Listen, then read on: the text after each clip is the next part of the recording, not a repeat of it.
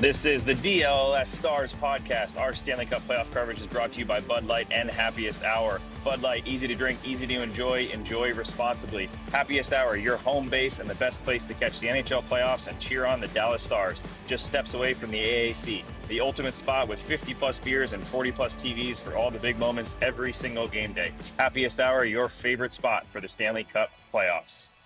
We are here, Luds. And yes, it is just Sam Nestler and Craig Ludwig here on the DLLS Stars pregame ahead of Game 1 of the Western Conference Final between the Dallas Stars and the Edmonton Oilers. Luds, I'm going to make this first question very simple for you. What are you thinking right now? Well, actually, I'm thinking where the hell is our co-host or our host, our main guy, Owen Newkirk, which apparently didn't realize this was Game 1 of the conference finals.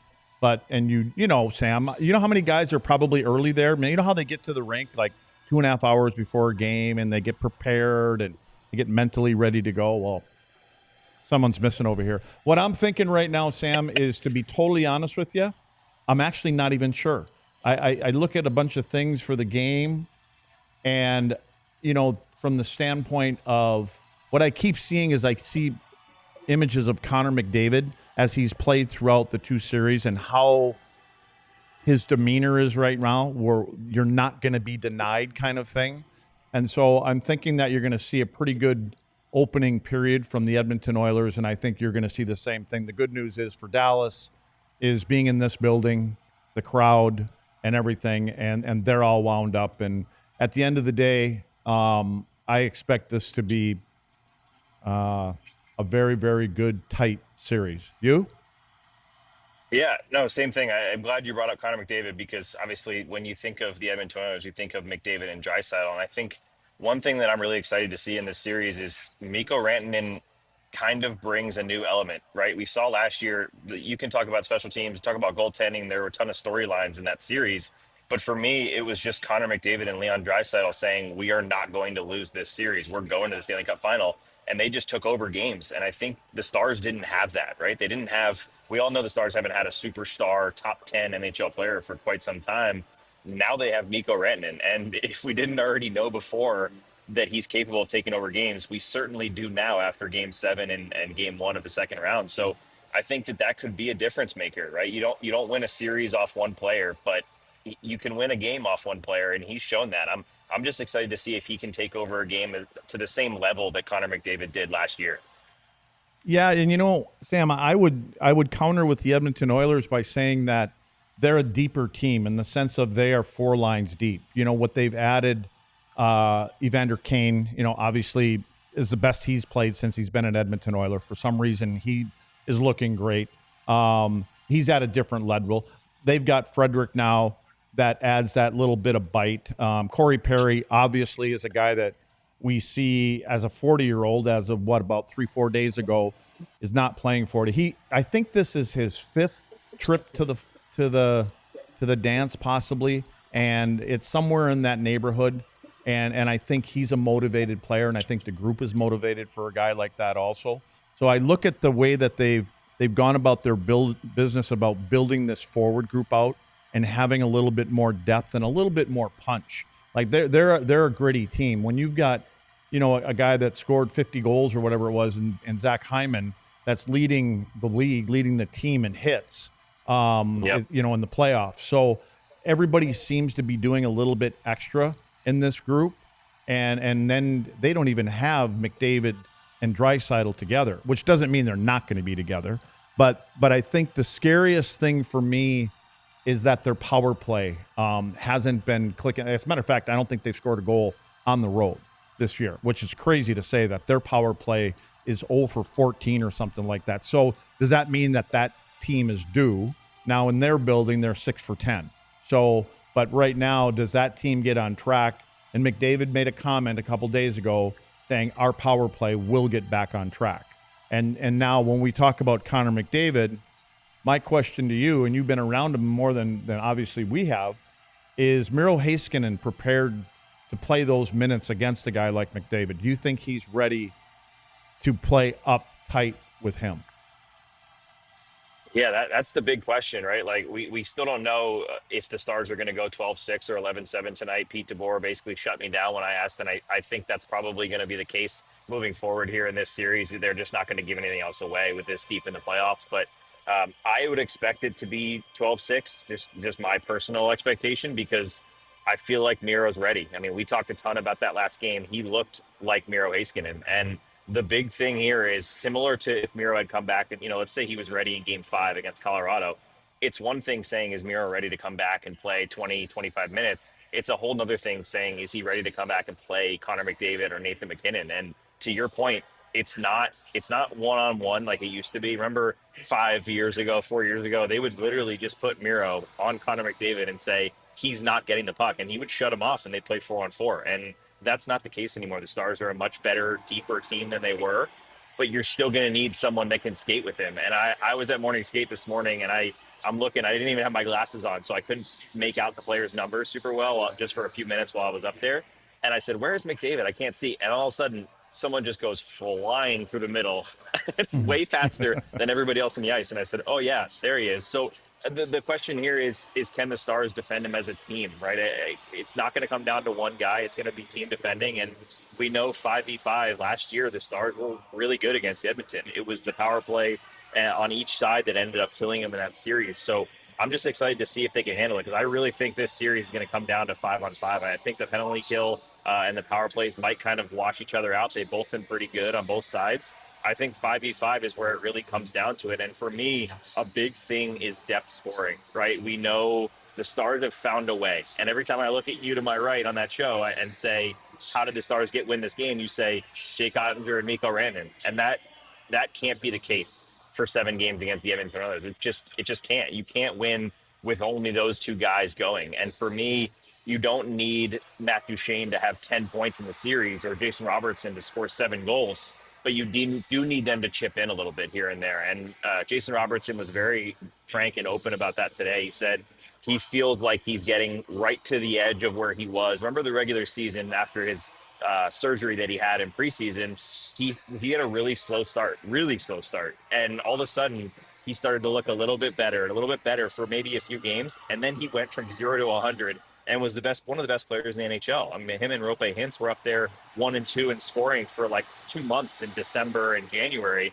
I just think that this series is going to come down to really having the depth. And Dallas is going to need the Marchments, the Duchenes, the Robertsons, the Johnstons to chip in more offensively than they already have. Well, Sam, remember, and Pete DeBoer has been talking about this all year long, like he has his 3 centermen. He has Hintz, Duchene, Wyatt, Steele. Well, tonight there's only 2 of those guys, at least what the lineup that we're looking at. Did Pete say anything about Wyatt playing over on the wing and not being in the middle of the ice when he said that's where I want my centerman to be? He didn't say anything. So the questions were asked about the mix-ups, because like as you're looking at the screen now, if you're watching, this is what we saw yesterday at practice, which was surprising to a lot of people. We knew there might be some changes because of what we just talked about, right? There hasn't been enough scoring from certain lines, specifically that Ben Duchene-Sagan line just wasn't clicking like they hoped. But I'm the same way as you, Luds. I thought we would see Roope Hintz, Matt Duchene, and Wyatt Johnston 1, 2, 3 down the middle all the way through the playoffs. And this, if they do come out like this with Johnston on the right of Robertson and Duchene, it doesn't mean they're sticking with it the whole game, right? It could easily be a first period and then they switch back to get Wyatt in the middle. The one thing I'm curious about, I'd love to ask you, Lutz, because you talk about Duchene all the time with what he loves to do and how he loves to bring it down the right side. Would you ever put him on the right to be able to go down that wing and pull up and make those passes, just because he hasn't been able to do it from the center spot this playoffs? Are you talking about Duchene? Yeah. Yeah. I just think that it's too difficult I think what Matt likes to do is he likes to roam around through the middle of the ice. And I think he picks his spots where he goes from there. But I would say what would we say? 80% of the time he loves to get over to the right-hand side because he likes to pull up and make that forehand play. So I think if you put him over on that side and start there, I think it's going to be more difficult for him because I think he creates space the way he moves through the neutral zone, and he can kind of navigate. And I think that sometimes, and see, this is my whole thing. We haven't seen those bottom three lines. We haven't seen any of those combinations at all, which makes me think that they're just kind of throwing those out there and saying and hoping that Edmonton bites on something like that. And then you come out and you're, because again, have we ever seen Robo Duchesne and Wyatt Johnston as a line at all this year? Even not that I can even in the middle of changes, I don't think the three of them have been out there together.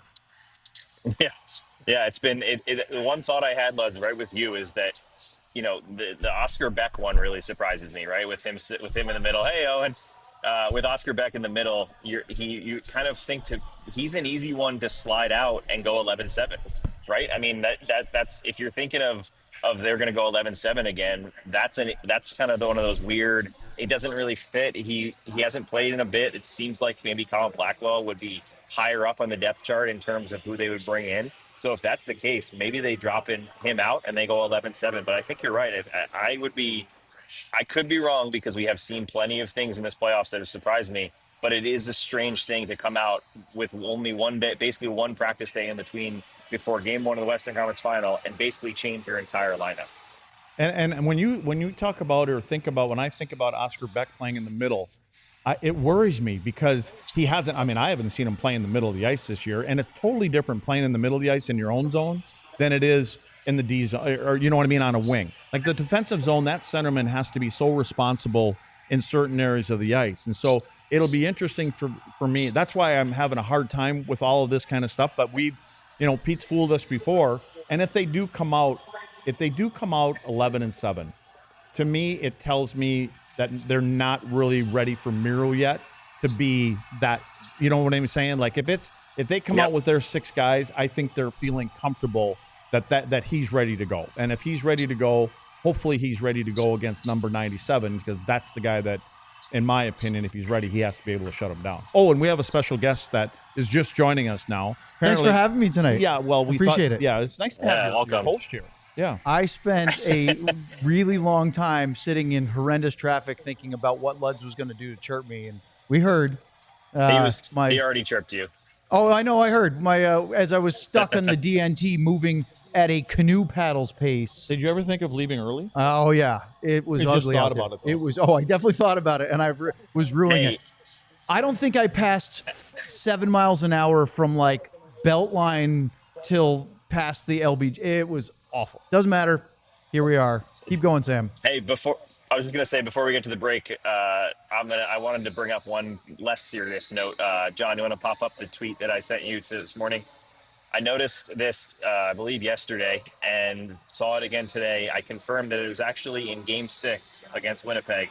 Jamie Benn changed his tape job. Now that sounds like such a silly thing, but Jamie Benn has had that tape job for basically a decade, and it's been talked about, criticized heavily for just being so ridiculous. He basically uses two lines of the thicker athletic tape to tape over the middle of the blade. Now we see him going with more of what I would call a defenseman tape job down to the heel. I'm curious, Luds, one, why would you maybe think he does that? And two, wouldn't you be superstitious to not change that going into the Western Conference Final? Well, I would think that Jamie's tinkered with it at some point, right? You don't just, again, your stick is pretty important, especially for the guys, but it may be out of desperation too. Like, I got to change something up here. And, and again, as far as where the tape goes and if it's up on the shaft and all these other kind of things, I would have thought that you may have tried to run it by in a couple practices during the course of the year instead of just flying into a game. So maybe that's what it's going to take for Jamie to get on the board. We'll see. Sam, thanks for picking up the slack. We'll see you after. I know the warm-up is starting a little later because it's a 7:20 puck drop, but we can't wait to hear what your post-game reaction is. All right, guys. Luds, give Owen some crap for me, will you? As if he ever doesn't. Come on. It's a Wednesday. Of course he's going to do that. All right, let's get into this a little bit more next here on the DLLS Stars Pregame Show. When you're headed to the Stars game, make sure you leave early because there's traffic. So try to get here a little bit earlier so you can get your job done. There's no better pregame or postgame spot than Happiest Hour. Grab a beer, devour some apps, then walk across the street and catch the game. Happiest Hour brings the playoff energy with 40 TVs and a jumbo LED screen that turns game nights into events. Happiest Hour doesn't just do apps, they do happy-tizers, and that's team happy-tizers. The Ferris Wheel of Wings, a jumbo pretzel, a nacho tower, and more. They should try a nacho tire. That wouldn't be bad either. That would be what would be a 4 of them that were on your car. You must have had a flat with one of them. Add that to a full menu of game day favorites, and you've got playoff spread worth cheering for. Happiest Hour has over 50 beers on tap, signature cocktails, frozen drinks, and beer towers for the table. Join us for Happy Hour from 4 to 6 p.m. on weekdays and score half off apps and signature cocktails. It's the best value play in Victory Park. Whether it's a weekday or weekend, Game 7 or the offseason, Happiest Hour is our favorite spot.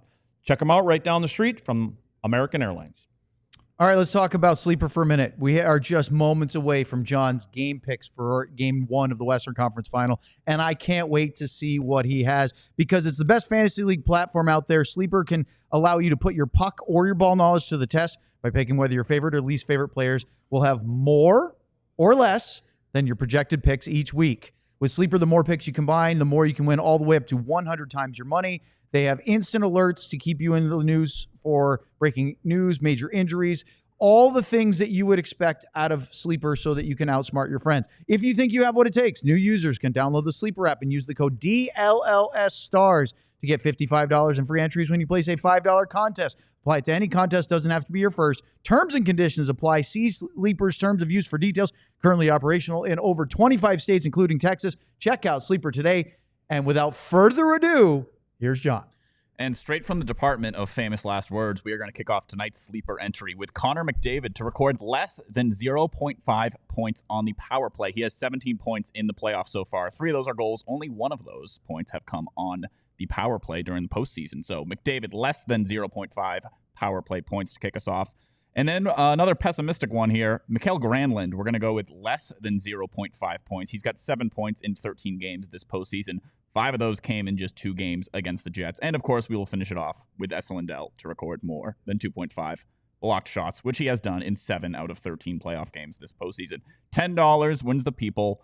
Little burger money, $43.68. Back to the show. Thank you, John. Nothing wrong with a little burger money. All right, lads. Since the bus left without me and I had to pay my own way in a cab to catch up, tell us a little bit about where you want to go next in our pregame show.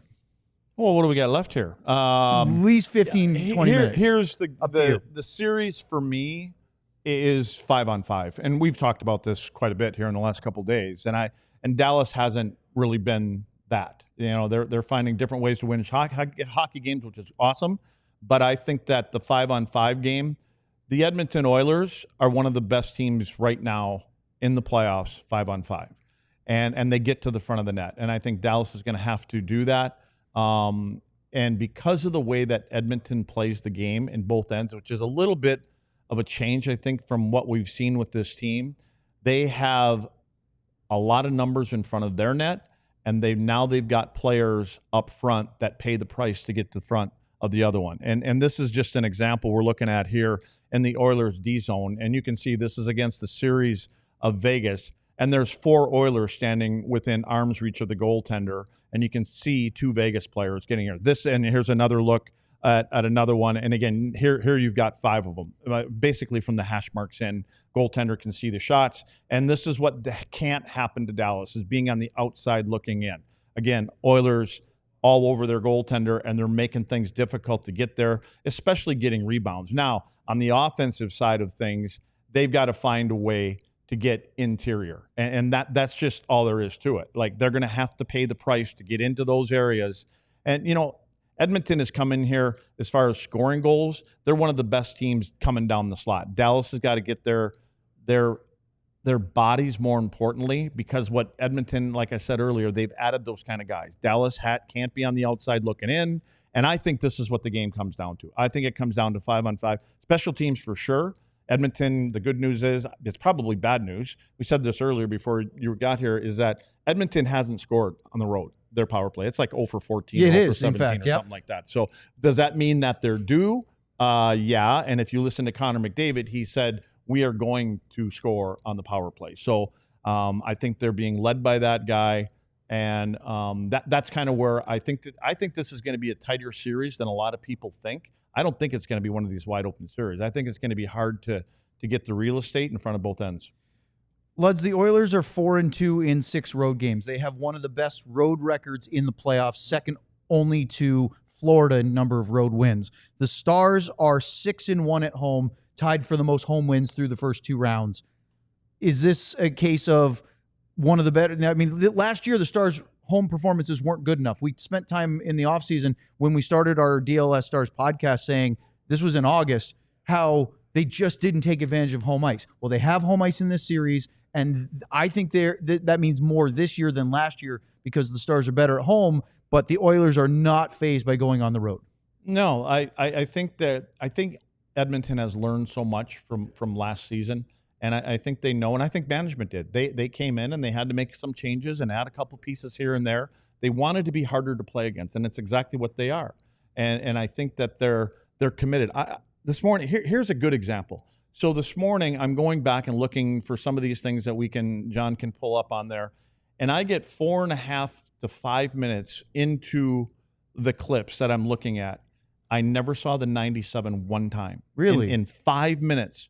Number 97 never popped in. As a matter of fact, the first time he popped in was when it was a power play. Now, that doesn't tell me anything bad about Connor McDavid. It just tells me how that team is more balanced. And you don't have to see Connor McDavid out there all the time. And they roll through their lines a little bit more because what they're doing now is they're trying to wear teams down. And then the big dogs step up when they get their opportunity. So let's talk a little bit more about the Oilers quickly here because I do have some Stars questions for you. But they looked terrible against LA for about 2.5 games. Yeah. Then they came roaring back. The coach's challenge in Game 3 was, I think, a huge turning point because it went from a tie game to an inevitable go-ahead goal for the Oilers in that third game.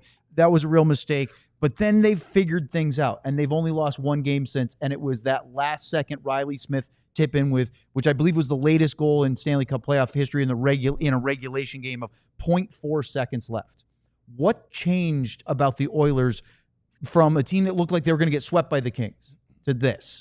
Well, personally, I think LA had a lot to do with that. The way that LA played, they played not to lose the game. They set up, basically they started on their side of center ice. And then it was like, we're going to have coverage when we get into the zone. And all that did is it allowed Edmonton to come in for easy entries. And one of the things yesterday, and if you remember when we were talking to Liam Bichel, he was talking about the neutral zone, and we got to be in our spots. Yes. So that's one of the things that they're going to work to is they're going to try to force people in the neutral zone and maybe even just inside the blue line, not the defensive blue line, the offensive blue line, to start meeting and giving them some resistance there. Because if you're just going to sit back and allow the Edmonton Oilers to come in, and the way that they're playing now with people going to the net, it's like, okay, well, come on down here. That's what LA did.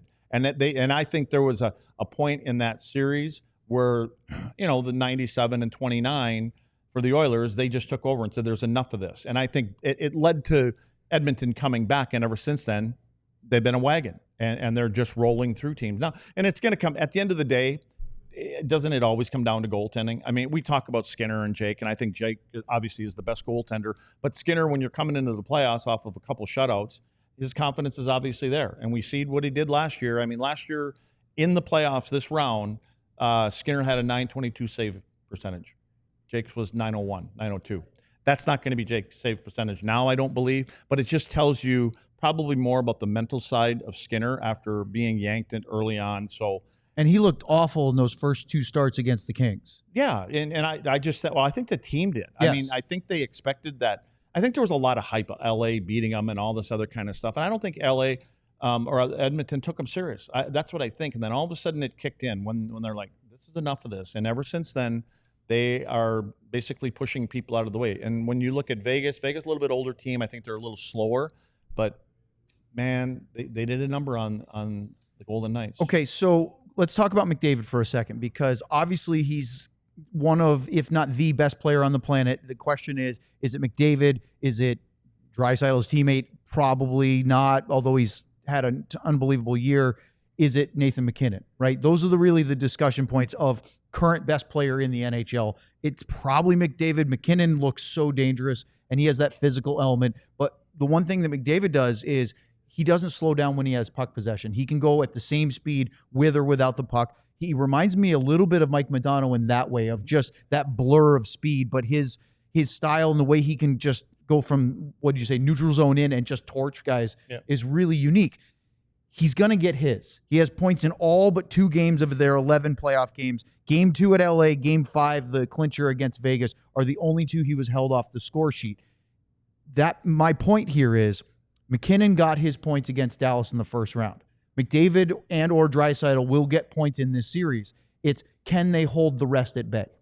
Yeah, but I think what they have to do is and again, I think we've seen a little bit of a change here since the playoffs started with Dallas. It's by committee. We were talking before you got here. Is Miro ready? Is he at that point to be able to go out there and play against Connor McDavid? We don't know that. We're going to find out, obviously. But even with that, I think that you need numbers with Connor McDavid. I think the best possible scenario when you're playing against McDavid is when you're going through the neutral zone and you can get him to move the puck to somebody else. I mean, that to me, that should be what you're trying to do, is you make it difficult for him. And there's been so many different things that they tried. People have, since he's come in the league, how do you stop Connor McDavid? Nobody's completely figured it out yet. Obviously, if you can be physical on the guy, that's one thing. But now we're seeing he's pushing back even on that side of things too. So I just think that I think you do it by committee, and you can't get too spread out. And we've shown numerous times during the course of the regular season where in the D zone, Dallas gets too spread out.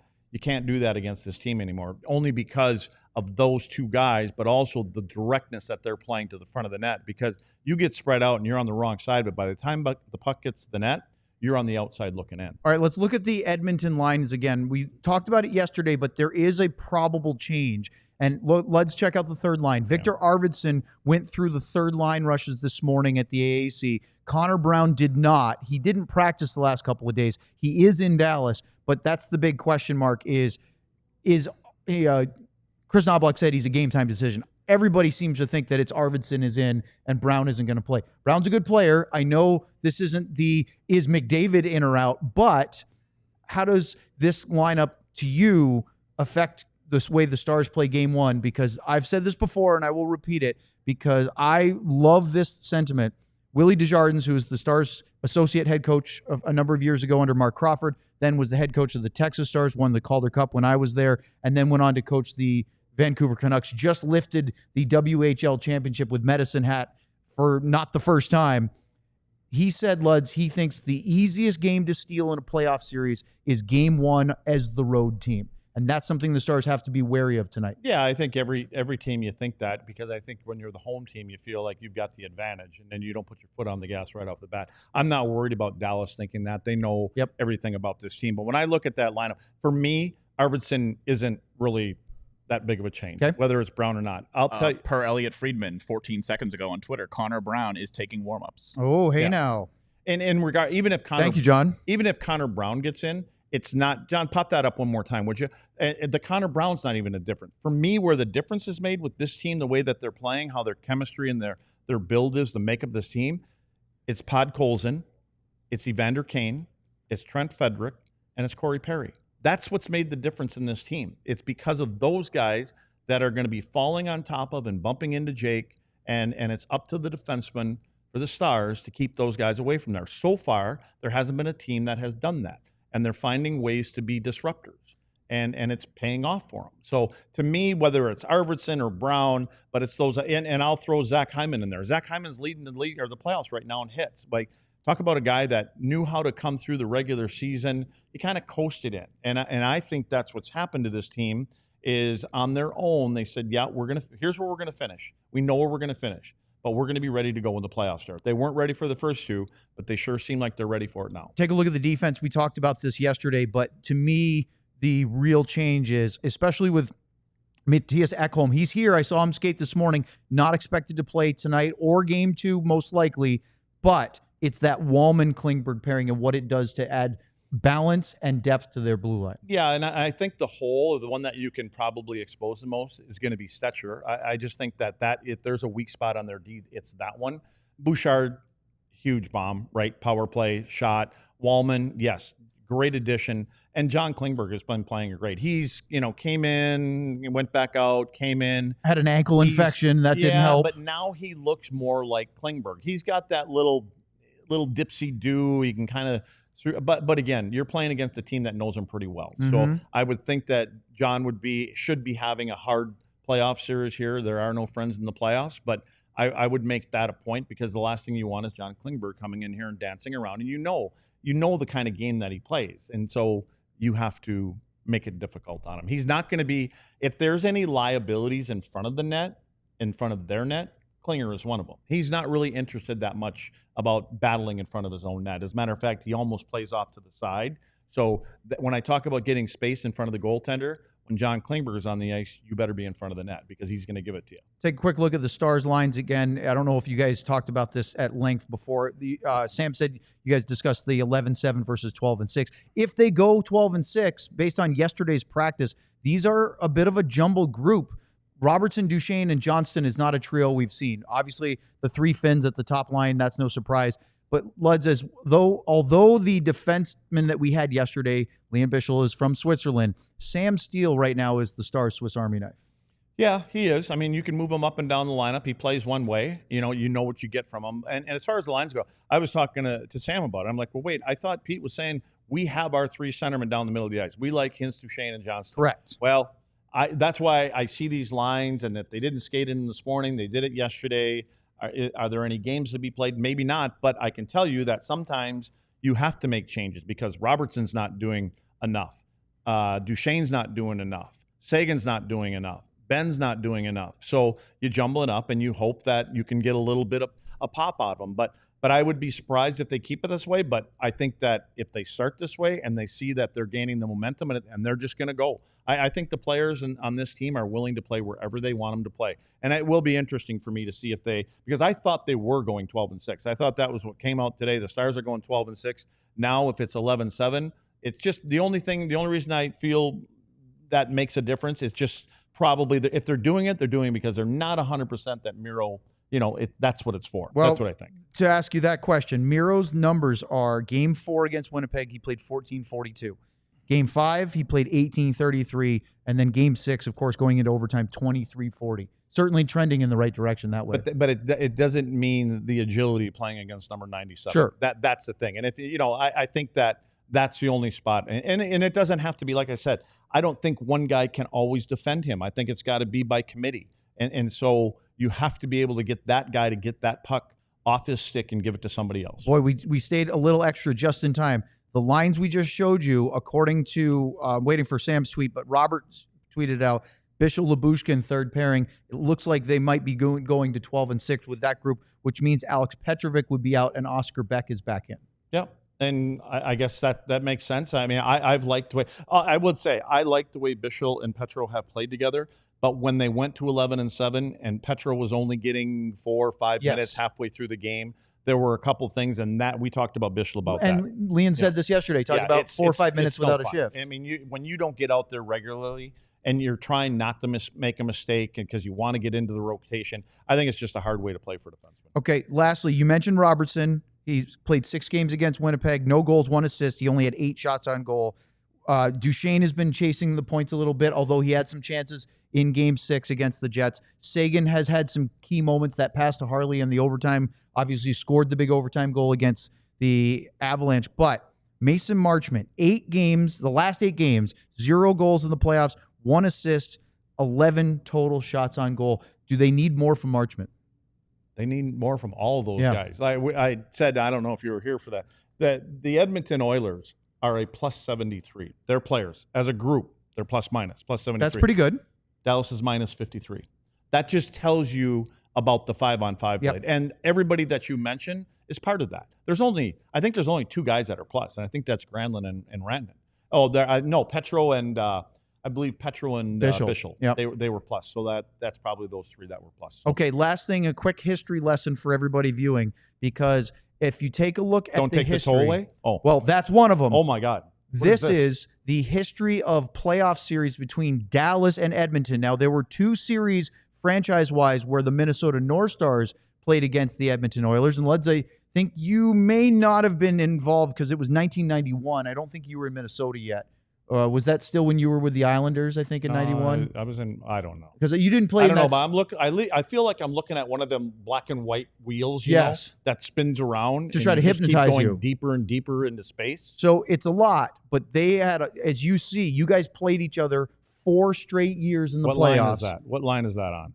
90 top. Look at the top. Okay. 97 in the first round, 98 in the second round. You guys went on to win the Stanley Cup in 99 when you beat them in 4 in the first round, and then in 2000 again first round took them out in 5. You had their number after that 97 Western Conference first round. I guess. I don't think Connor McDavid was on any of those teams. Connor I'm pretty McDavid was sure he pretty wasn't young there. back Yeah, then, yeah. but as you look at this, the Stars had a long run until last year when the Oilers got it done in that Western Conference final. So, Well, they're going to have to get it. If they want to get to the dance, they're going to have to find a way this time. I mean, Stars and Oilers was a huge rivalry when you were Yeah. playing because you but guys it was played nice, every and single we generally year. played in the first round. Yep. And so, like you said, we were fortunate. I remember the one year I feel bad because I think it was Grant Ledger fell down. I didn't mean that. I shouldn't have brought your name up, Granny. Sorry. But it was just a bad way to end that stretch. But those things happen. So there you have it. So I'm much just happy build it up, wasn't me. so much build up, so much history. A new chapter begins tonight, game 1 of the Western Conference Final. Stars' 3rd straight appearance. The Oilers are trying to get back to the Stanley Cup Final, and the Stars are trying to exercise the demons of losing to the Oilers in the 3rd round last year. For Craig Ludwig, for Sam Nestler, John Andersen, I'm Owen Newkirk, and before we go, new release. Look at that, a new Otter shirt, and I think, Luds, this might be the best one of the DLS Stars hockey shirts we've had yet. That is sharp. Isn't that? Yeah. Wouldn't Wouldn't that be something if I was wearing that in the postgame show? I mean, seeing as it's available for pre-order, I don't know if it's available yet, but you could lobby with the boss. It's just teasing us again. Isn't it? Yeah. That's a heck of a shirt. Go get that right now. AllDLS.com. Don't wait. Sign up to be a diehard, and you can pick that as your free shirt for your first year of annual subscription. I want that. Guess we'll have to wait, but don't wait. Don't hesitate. Stars game coming up right now. We will have the full post-game show here at DLLS right after Game 1 concludes. I believe that they are going to crush these guys tonight. We all silly like the mayor.